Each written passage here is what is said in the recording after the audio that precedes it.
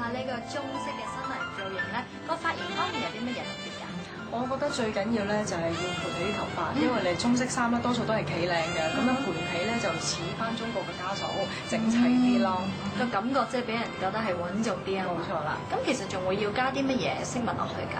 咁多數我都會紮髻嘅，咁好似你咁樣啦，旁邊咧有啲辮仔嘅髻喺度啦，咁我哋就唔揾啲頭飾遮住佢啦，因為呢係我頭髮嘅特色嚟嘅。咁我哋就會試下戴啲頭飾咧係戴另外嗰邊，咁變咗咧係啦，變咗你係喺唔同嘅角度咧都會有特色俾人睇得到咯。我想問下平時咧，即係中式嘅新娘造型咧，喺飾物嘅配搭或者係揀選方面有啲乜嘢注意嘅地方㗎？中式嘅衫啊、旗袍啊或者係褂咧，主要都係紅色為主啦，紅色、金色嘅金器咁樣啦。咁我覺得戴上頭度咧，紅色都唔夠突出嘅，金色嘅頭飾咧戴上頭咧就會 sharp 好多啦。咦，好簡單喎，即係又可以好似好突出到。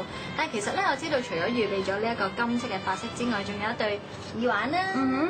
其實多數都會戴埋耳環嘅，戴埋耳環靚啲，係啊，個感覺就會隆重啲。係啦，你一身都會有好多金器啦，咁個耳仔都唔好睇，即係留咗佢咯。但係就冇需要話即係戴啲可能係好大好誇張嘅。我諗定少少就會靚啲。搞掂。成個造型即刻出晒嚟。我想問下咧，其實除咗話個髮型啦、服裝方面之外，個妝嗰方面咧，妝嘅咧，例如依家我同你搽咗咧，就係紫色藏銀色嘅眼影嚟嘅。其實用咗好多隻唔同嘅紫色，咁啊呢一隻紫色就比較係深沉啲嘅。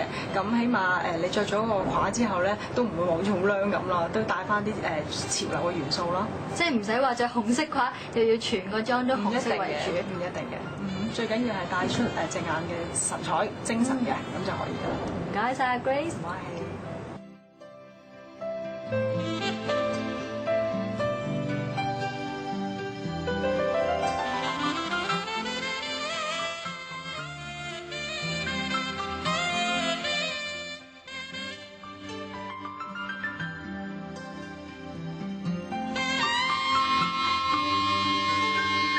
想問下咧，呢一個西式嘅新娘子造型，我見到髮型方面其實都幾考功夫。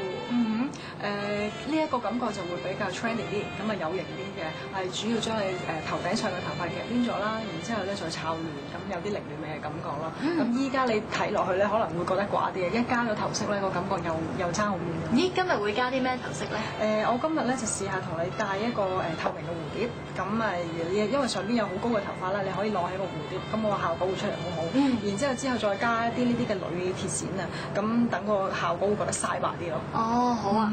咦，首飾方面其實個選擇都係偏向即係同一個色調多啲啊？係啦，因為婚紗主要都白色為主啦，咁你件衫都有啲水晶啊咁樣，我就同你揀咗啲大粒啲嘅水晶嘅頸鏈同埋耳環嚟配襯咯。其實而家係咪都多咗新娘會係覺得即係唔係咁傳統嘅髮型，反而佢哋會比較中意啲？係啊，因為一般傳統嘅頭髮咧變化唔多，可能係戴鮮花啊、皇冠啊咁樣。呢一啲頭咧就有型啲咯，但係要睇下個新娘子接唔接受得到啦。Grace，其實我想問下咧，着唔同嘅婚紗配襯嘅首飾都會有唔同啦。有冇啲咩地方要特別注意？即係譬如你自己本身嗰件婚紗可能係低胸啊，又或者係露膊嘅，咁啲首飾都會有唔同㗎。都會㗎，嗱，例如有啲掛頸嘅衫啦，咁可能會有個粗嘅邊喺側邊，咁你太大個嘅頸鏈咧，就戴上去咧就唔係咁方便咯。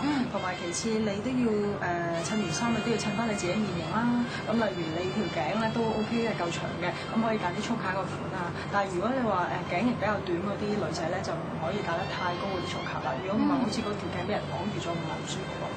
唔該晒 Grace，好特別啊呢個造型。